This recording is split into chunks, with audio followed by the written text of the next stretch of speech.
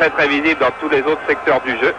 Stéphane Paille y participait à coup sûr car il est usé et il revient à petits pas vers le rond central alors que les fumigènes continuent à tomber sur le terrain et notamment dans le camp français que l'arbitre prend le ballon comme s'il était décidé à siffler la fin du match qui après tout ce serait une solution simple et pas mal pour l'équipe de France de mettre fin à ces tourments.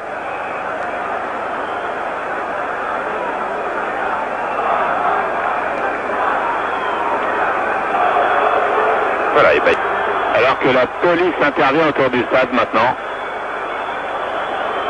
Que le match continue, qu'on joue les arrêts de jeu depuis maintenant 3 minutes.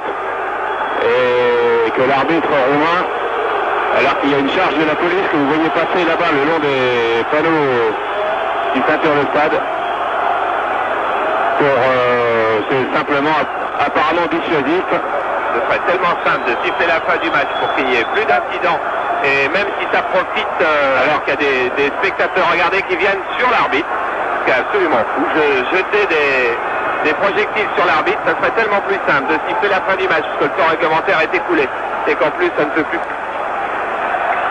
Qui sera peut-être l'ultime corner, mais qui en tous les cas fait planer un nouveau et peut-être dernier danger sur l'équipe de France. Ça a donné à Youkulis. Et c'est encore un corner.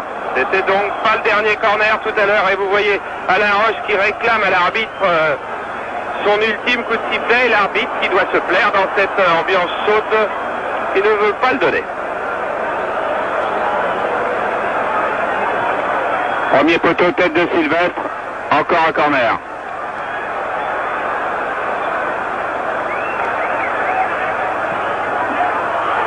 Ballon renvoyé.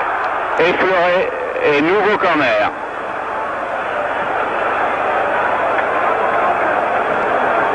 On a 5 minutes d'arrêt de jeu. On a passé la 50e minute. Attention, Youkulis dans la surface.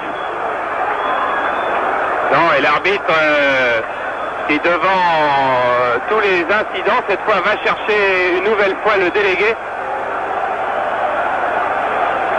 Qui a pris un petit peu de recul car des tribunes pleuvent de multiples et multiples objets. Fin de match gâché et continue, il fait reprendre le jeu.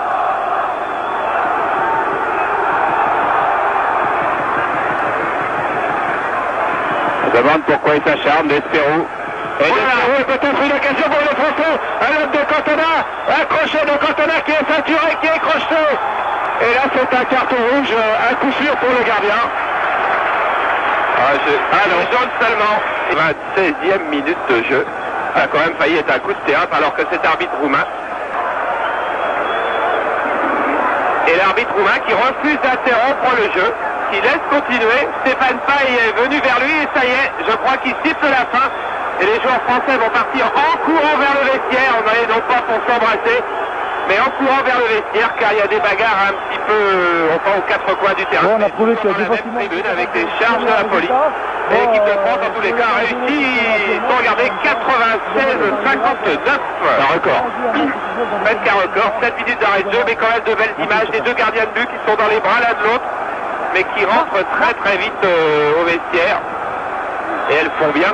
Parce que ça reste chaud là-bas. Championnat d'Europe dans ces conditions. Je pense qu'il y a beaucoup d'équipes qui auraient craqué. Je pense que le mérite qu'on doit des boîtes de conserve, c'est d'avoir des bouteilles. Et surtout de ne pas avoir craqué dans les dernières minutes parce que c'était pas facile. Comment expliquez-vous cette tension sur la Paris soudain en deuxième minute? Je sais pas, il semble que sur le terrain, il est évident que ça se durcit au fil du temps, mais au fur et à mesure où on s'aperçoit que nous on tient le coup et que nous n'arrivons pas à marquer. C'est positif, une équipe de foot, c'est un bien Déjà une étape de franchie. Et puis Marc Bourrier, vous avez entendu, les caméras sont prises partout pour essayer de suivre les événements, ce qui est pas très facile apparemment. Et en tout cas, on a entendu la conclusion de Marc Bourrier. Et tout est toujours possible pour l'équipe de France, qui n'a jamais gagné le championnat d'Europe et qui a fait 0-0 ici ce soir à Athènes, match retour le 12 octobre. Voilà, dans une ville qui sera peut-être une ville de province. En tous les cas, maintenant, il est l'heure pour vous de retrouver d'autres pirates que ceux qui nous ont un petit peu bouleverser notre fin de match, les Pirates. C'est le film qui va suivre.